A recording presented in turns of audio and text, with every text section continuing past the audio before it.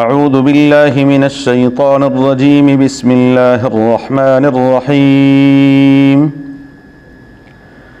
ان اللہ لا یغفر ان یشرک به ویغفر ما دون ذلک لمن یشاء ومن یشرک باللہ فقد افترى اثما عظیما ان اللہ لا یغفر ان یشرک به، بے شک اللہ تعالی نہیں بخشتے یہ کہ اس کے ساتھ کسی بھی چیز کو شریک ٹھہرایا جائے، وَيَغْفِرُ، اور وہ بخش دیتے ہیں، ما دون ذالک، جو اس سے کم ہو، لمن یشاء، جس کے لیے چاہیں، ومن یشرک، اور جو شرک کرے، باللہ، اللہ کے ساتھ، فقد افترا، پس تحقیق اس نے افترا باندھا، اثما عظیما، بہت بڑے گناہ کا۔ اللہ ہم سب کو محفوظ فرمائے۔ ان اللہ لا یغفر ان یشرک به ویغفر ما دون ذلک لمن یشاء، سورہ نساء کی آیت نمبر 48 ہے۔ گزشتہ آیت میں اللہ وحدہ لا شریک نے اہل کتاب کی کچھ خامیوں کا ذکر کیا کہ اہل کتاب، ان سے رب العالمین نے فرمایا کہ دیکھو اس کتاب پر ایمان لے آؤ جو اللہ نے نازل فرمائی ہے، اور تمہارے پاس جو کتاب ہے اس کی تصدیق کرنے والی ہے، اور تم لوگ اس سے پہلے کہ تمہارے چہرے مسخ کر دیے جائیں، مٹا دیے جائیں، اور پھر ہم تمہیں پلٹا دیں ایڑیوں کے بل، اور یا ہم تم پر ایسی لعنت کر دیں جیسے ہم نے ہفتے کے دن زیادتی کرنے والوں پر لعنت فرمائی تھی۔ اور اللہ کا جو امر ہے، اللہ کا حکم، وہ ایسے جیسے ہو چکا، اس میں پھر دیر نہیں لگتی، نہ اس میں کوئی طاقت رکاوٹ ڈال سکتی ہے۔ یہ جو آج ہم نے آیت تلاوت کی ہے، یہ ایک اصول ہے، ایک بنیاد ہے۔ رب العالمین فرماتے ہیں ان اللہ لا یغفر ان یشرک به، اللہ تبارک و تعالی شرک کو معاف نہیں کرتے، بس ایک اصول اللہ تبارک و تعالی۔ شرک کے علاوہ بڑے سے بڑا گناہ ہو، بڑے سے بڑا گناہ ہو، اللہ چاہیں ویسے معاف کر دیں، اور اگر اللہ چاہیں گے تو سزا دے کر ایک نہ ایک دن اس نے اللہ کے سزا اور ناراضگی کے مقام جہنم سے نکلنے کا اس کا کوئی نہ کوئی بندوبست ہو جائے گا، یا وہ اپنے گناہ کی سزا بھگت لے گا، یا پروردگار عالم مہربانی فرما دیں گے، اپنے فضل سے معاف فرما دیں گے۔ اس کے علاوہ جو شرک ہے اس کی معافی ہے ہی نہیں، الا یہ کہ مرنے سے پہلے توبہ کر لے، بس اس کے علاوہ کوئی چارہ، کوئی راستہ، کوئی مفر، کوئی حل اس کا ہے ہی نہیں۔ اب شرک کیا ہے؟ نبی کریم صلی اللہ علیہ وآلہ وسلم کی احادیث میں اس کی بڑی تفصیل ہے، علماء کرام نے اس پر بڑی بڑی کتابیں لکھی ہیں، بڑی بسط اور تفصیل کے ساتھ۔ اللہ کی ذات میں شرک یہ پہلے بھی بہت کم تھا، اور اس دور میں بھی بہت کم ہے کہ کوئی اللہ کی ذات میں کسی کو شریک ٹھہرائے۔ اگلا مرحلہ آ جاتا ہے صفات کا۔ تو جو اللہ کی صفات ہیں ان میں بھی بعض صفتیں ایسی ہیں کہ ان میں بھی بہت کم شرک ہوتا ہے. مثلا صفت خلق ہے.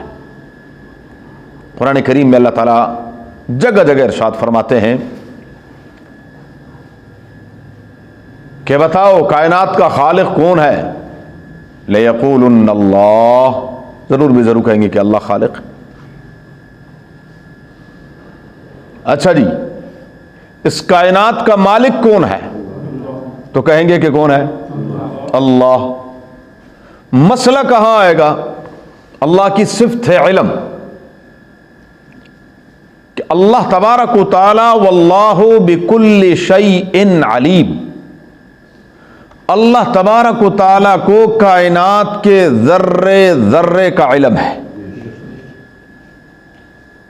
اس کائنات میں کوئی چیز ایسی نہیں ہے جو اللہ سے پوشیدہ ہو. اس کائنات میں کوئی کام ایسا ہونے والا نہیں ہے جس کے بارے میں اللہ کو علم نہ ہو.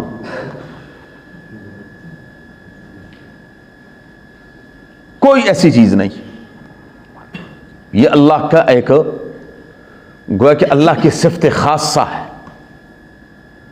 خاص ہے اللہ کی ذات کے ساتھ. کائنات میں اللہ کے سوا کوئی ہستی ایسی نہیں ہے کہ وہ کائنات کے ذرے ذرے کو جانتا ہو. کائنات میں کوئی شخصیت ایسی نہیں ہے جس کا علم کائنات کے اوپر محیط ہو. کوئی نہیں ہے جو قیامت اور بعد از قیامت کے حالات کو جانتا ہو.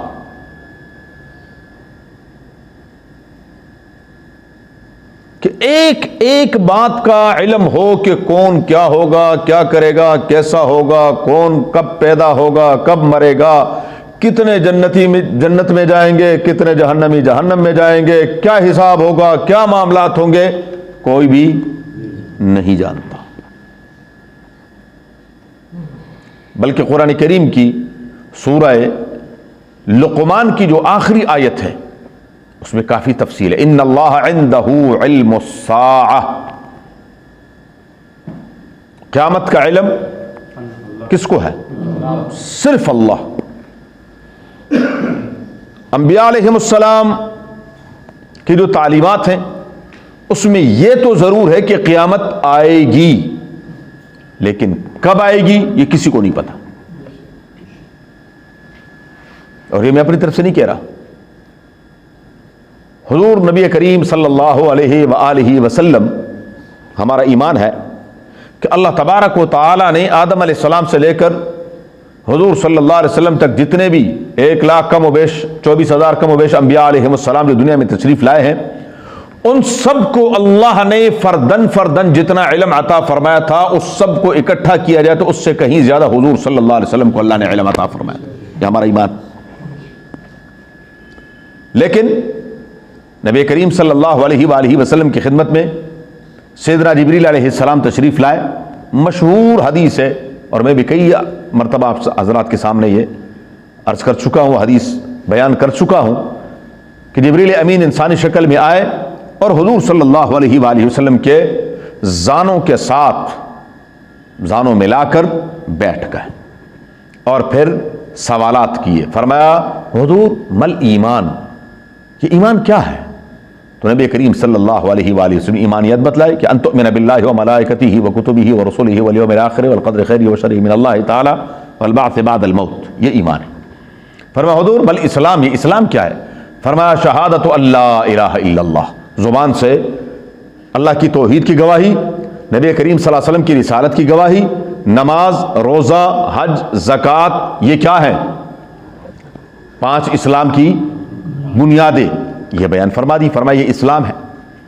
اچھا فرمایا مل احسان، حضور یہ احسان کیا ہے؟ فرمایا ان تعبد اللہ کأنک تراہ فإن لم تکن تراہ فإنہ یراک. آپ اللہ کی ایسی عبادت کریں کہ آپ اللہ کو دیکھ رہے ہیں، اور اگر یہ حالت آپ کو نصیب نہ ہو تو یہ تو ہے کہ وہ دیکھ رہا ہے.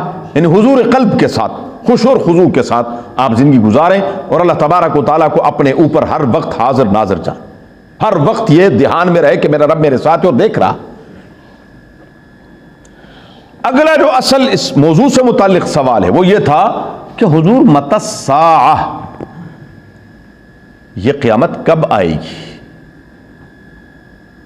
قیامت کب آئے گی؟ ایسا ہی ایک سوال، یہ بات ذہن میں رکھیے، واپس ادھر ہی آتے ہیں۔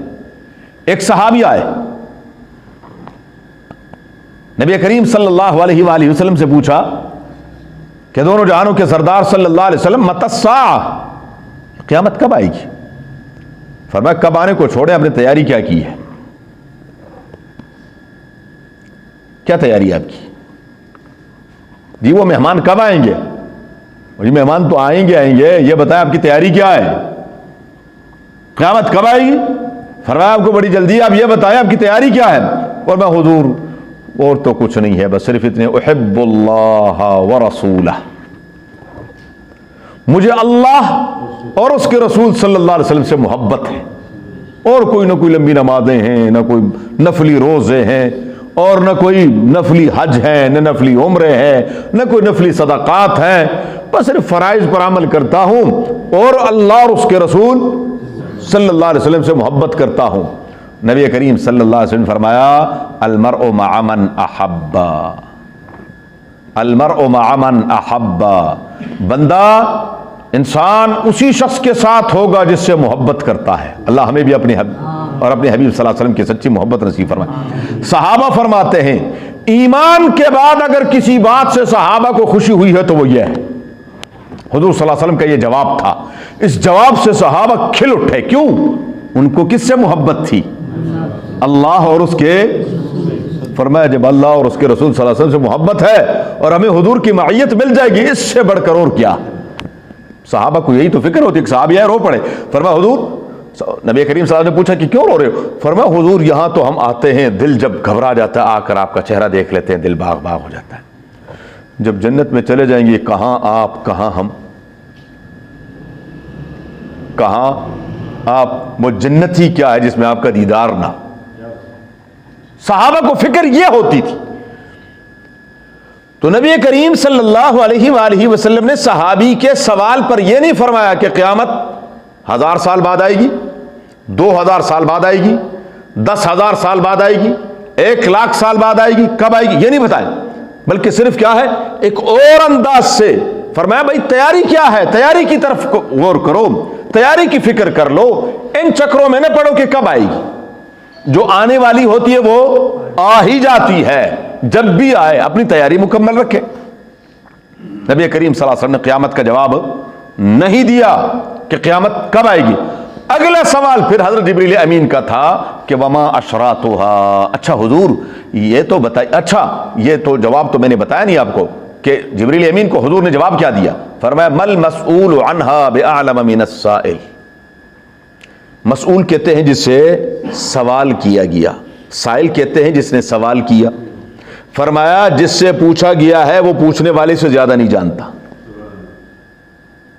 جس سے پوچھا گیا ہے وہ پوچھنے والے سے زیادہ، فرمایا جسے آپ کو نہیں پتا کہ آپ فرشتوں کے سردار ہیں، ایسے مجھے نہیں پتا کہ میں کائنات کی تمام مخلوق کا سردار ہوں۔ اس میں کوئی شک نہیں، حضور صلی اللہ علیہ وسلم اللہ کی تمام مخلوق کے سردار کون ہیں؟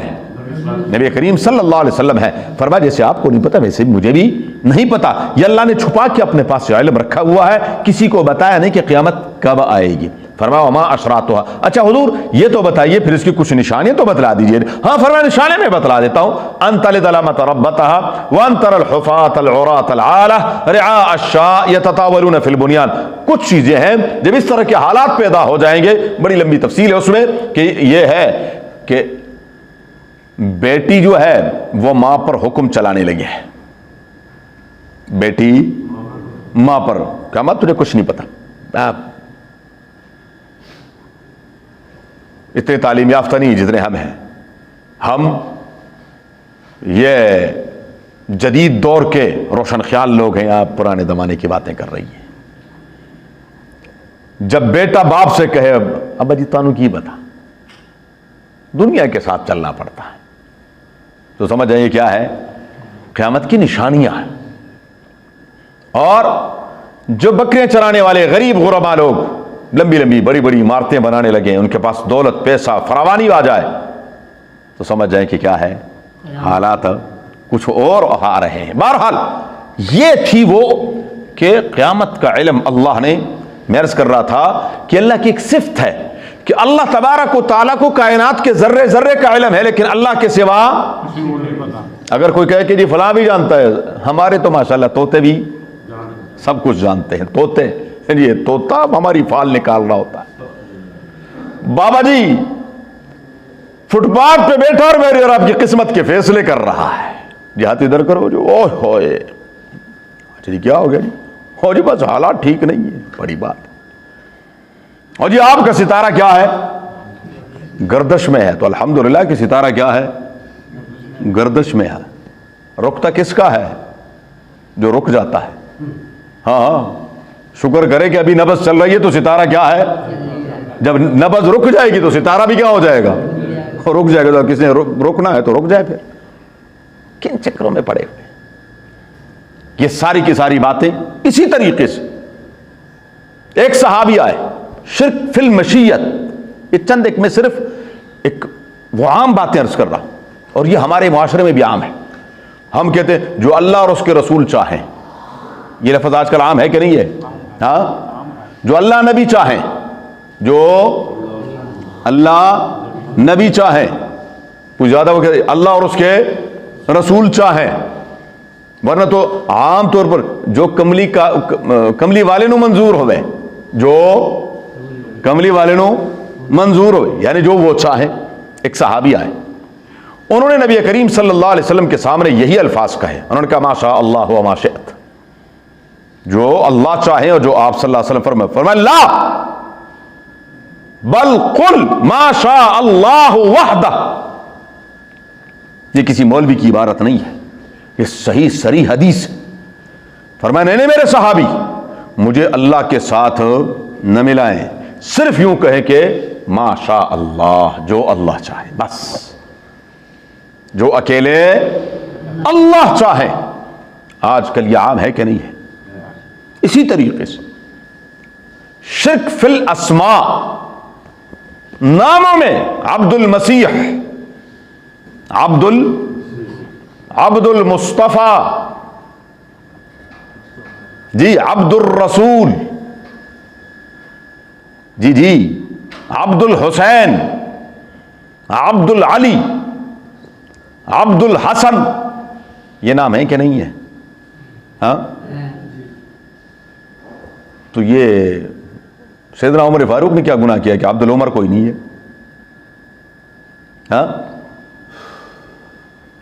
غلام علی تو بڑے ہیں، غلام حسین بڑے ہیں، غلام ابو بکر بھی کوئی ہے؟ ہاں، غلام عمر بھی کوئی ہے؟ انعام الحسن، انعام الحسین، یہ تو بڑے ہیں. لیکن ابو بکر صدیق نے کوئی انعام ہی نہیں دینا کسی کو. حضرت عمر نے کسی کو انعام ہی نہیں دینا. یہ کیا ہے؟ یہ شرک ہے. یہ کیا ہے؟ بولے بولے، یہ کیا ہے؟ یہ شرک فی الاسماء ہے. یہ ناموں میں اللہ کے ساتھ شریک ٹھہرانا ہے.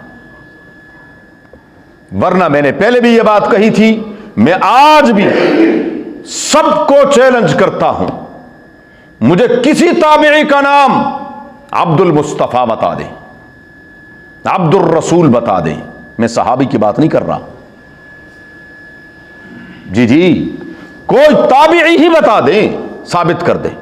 کوئی تبع تابعی ثابت کر دیں کہ جس نے اپنے بیٹے کا نام عبد الرسول رکھا ہو. عبد العلی اور عبد الحسین تو بڑی دور کی بات ہے. میں رسول اللہ مبارک کے نام کے ساتھ یہ نام مجھے کوئی بتا دے. یا ہماری صحائے ستہ کے کتنے راوی ہیں، کتنی کتابیں ہیں، ان کتابوں میں ہر ایک امام کہتا ہے کہ میں نے فلاں سے پڑھا، میں نے یہ حدیث فلاں سے سنی، فلاں نے فلاں سے سنی، فلاں نے فلاں سے سنی، اور فلاں نے نبی کریم صلی اللہ علیہ وسلم. ان تمام حدیث کی کتابوں میں یہ نام تو کہیں مجھے بتا دیں کہ عبد الرسول کوئی ہو، تو وہ سارے جو ہے وہ گستاخ تھے، ہم بڑے عاشق رسول آ گئے. ایسی بات نہیں ہے. اللہ تبارک و تعالی وحدہ لا شریک نے جتنا سخت جملہ فرمایا ہے، اس لیے ان تمام باتوں سے صحابہ، تابعین، تبع تابعین، خیر القرون، بہترین جو زمانہ تھا نبی کریم صلی اللہ علیہ وسلم نے جس زمانے کو بہترین قرار دیا تھا، ان زمانوں میں یہ نام آپ کو نہیں ملیں گے. یہ ملیں گے تو یہ ادھر کی پیداوار ملے گی آپ کو. یہ جو دوسری ہزارہ شروع ہوتا ہے، الف ثانی جس کو کہتے ہیں، یہ الف ثانی کے بعد یہ معاملات آپ کو ملیں گے. شروع میں تو کچھ ہے ہی نہیں، یہ معاملات کہیں ملتا ہی نہیں. تو دین تو ہمارا وہاں سے ہے، کہیں اور سے آیا؟ وہیں سے آیا. جزاکم اللہ. تو بات یہ ہے ان اللہ لا یغفر. اسی طرح بدفعلی لینا، بدشگونی، اوہو وہ یہ کالا کوا بول رہا ہے، شکر کرو بھائی بول رہا. کوے نے کیا کرنا ہے؟ کوے کا کام کیا ہے؟ ہاں اس نے بولنا ہی ہے. مجھے خاموش رہنا ہے، ذکر کرنا ہے. اس نے بولنا ہی ہے بھائی. وہ جی کہاں کی اس نے پتہ نہیں ہے. اور جی بلی گزر رہی تھی، تو گزرنا نہیں اس نے جی. اور جی وہ فلاں یہ ہو گیا، اور جی یہ ہو گیا. اور بندے خدا، الطیرۃ شرک، حضور فرماتے ہیں نبی کریم صلی اللہ علیہ وسلم حدیث، الطیرۃ شرک، قسم میں شرک. قسم میں من حلف بغیر اللہ فقد اشرک، حضور کی حدیث ہے نبی کریم صلی اللہ علیہ وسلم. ہم کیا کہتے ہیں؟ ہاں تو کھا اپنی ماں دی سر دی قسم، تو اپنے بچے دی سر دی قسم کھا. او نہیں. اور اللہ کے نام کی، ہاں نعوذ باللہ. ذرا اندازہ تھوڑا سا غور کریں، یعنی اللہ کے نام کی قسم کی ہمیں کوئی پرواہ، اور بچوں کے قسم سے ہم کیا ہے؟ ڈرتے ہیں. ہم کہتے ہیں نہیں بچے جیسے انہیں میں نے کیا جی بچہ میں کیا، نہیں یار چھاڑ دے دفعہ کرو. یہ صورتحال یہ تمام کے تمام کیا ہیں؟ شرکیہ باتیں ہیں. ان اللہ لا یغفر ان یشرک بہ ویغفر ما دون ذلک لمن یشاء. اللہ تعالیٰ شرک کے سوا جو بھی گناہ ہے، نبی کریم صلی اللہ علیہ وسلم سے سوال کیا صحابی نے، ای ذنب اعظم، حضور سب سے بڑا گناہ کیا ہے؟ فرمایا ان تجعل للہ ندا، اللہ کے ساتھ شرک کرنا، یہ سب سے. فرمایا ثم، حضور اس کے بعد فرمایا حقوق الوالدین، ماں باپ کی نافرمانی. شرک کے بعد بڑا گناہ کیا ہے؟ ماں باپ کی نافرمانی ہے. بہرحال تو فرمایا وَمَن يُشْرِكْ بِاللَّهِ، جو اللہ کے ساتھ کسی کو شریک ٹھہرائے، فَقَدِ افْتَرَىٰ إِثْمًا عَظِيمًا، اس نے بہت بڑا افتراء کیا، بہت بڑے گناہ کا. أَلَمْ تَرَ إِلَى الَّذِينَ يُزَكُّونَ أَنفُسَهُم. مزید تفصیل انشاءاللہ زندگی تک. اللهم صل علی محمد وعلى آل كما صليت على ابراهيم وعلى ال ابراهيم انك حميد مجيد. اللهم بارك على محمد وعلى ال محمد كما باركت على ابراهيم وعلى ال ابراهيم انك. اللهم ارحمنا بالقرآن العظيم، اللهم ارحمنا بالقرآن العظيم، اللهم ارحمنا بالقرآن العظيم.